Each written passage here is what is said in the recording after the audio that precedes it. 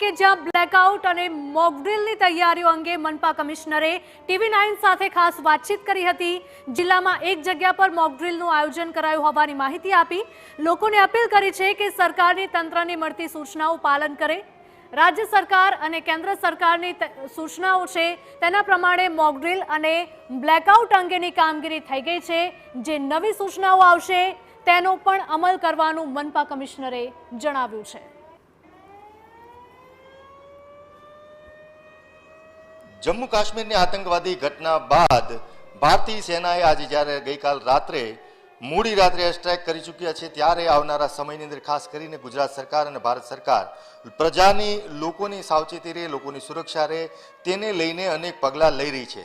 त्यारे अमारी साथे जोड़ाया है भावनगर महानगरपालिकाना कमिश्नर NK मीना साहेब। सीधी तेमनी साथे बात करशुं। साहेब, लोकोनी सुरक्षा खूब ज जरूरी है, लोको सतर्क रहे खूब जरूरी है। आवनारा कलाकोनी अंदर मॉकड्रिल पण योजावानी छे, ब्लेकआउट पण भावनगरमां थवानुं छे, तो आ क्या समय थशे, लोकोए केवा प्रकारनी सावचेती राखवी?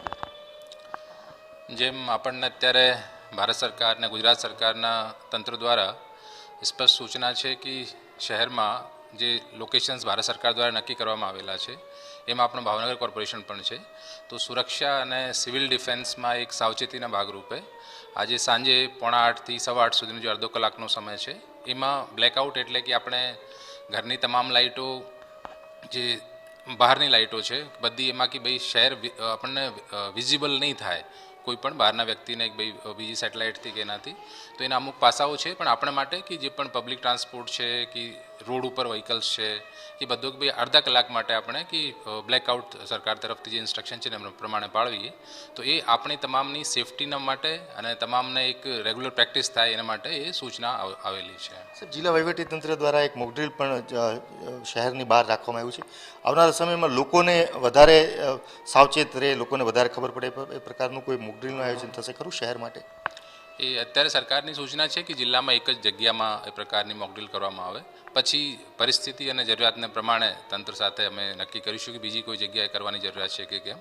પણ કોર્પોરેશન તરફથી કે જેટલી પણ કોર્પોરેશનની પ્રોપર્ટી છે, પબ્લિક પ્રોપર્ટી છે, એ તમામ જગ્યાઓમાં અમે આયોજન કરેલું છે। સાહેબ, સ્થિતિ અનિશ્ચિતતાઓ છે, ક્યારે શું થશે કોઈ નક્કી ન કહી શકાય, પણ લોકોને શું અપીલ હોઈ શકે, લોકોને શું સૂચના હોઈ શકે? શહેરમાં લોકોએ કોઈ સ્થિતિ નિર્માણ થાય, કોઈ પરિસ્થિતિ ચેન્જ થાય તો કોનો સંપર્ક કરવો, લોકોએ શું ધ્યાન રાખવું, બહાર જવું ન જવું?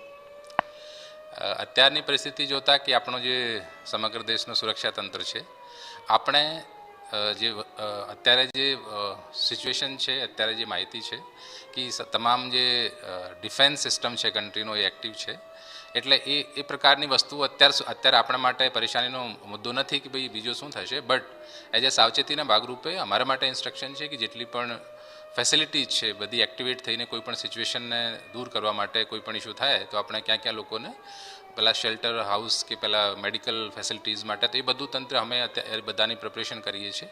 પણ આપણા માટે અત્યારે સાવચેતીના ભાગરૂપે કે જે સૂચના આવેલી છે કે બ્લેકઆઉટ માટે એનો આપણે સારી રીતે પાલન કરીએ। ફરી નવી કોઈ સૂચના હશે આપણા માટે અગત્યનો ડેવલપમેન્ટ હશે તો અમે ઓફિશિયલી આપ લોકોને જણાવીશું।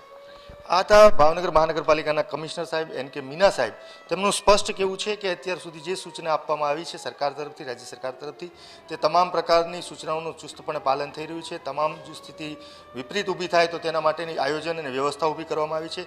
લોકોની નૈતિક જવાબદારી છે કે જે પણ સૂચના તંત્ર દ્વારા, સરકાર દ્વારા મળે તેનું ચુસ્તપણે પાલન કરે તે ખૂબ જ જરૂરી છે। કેમેરા પર્સન રાજેશ રાઠોડ સાથે અજીત ગઢવી, TV9 ભાવનગર। તો ઓપરેશન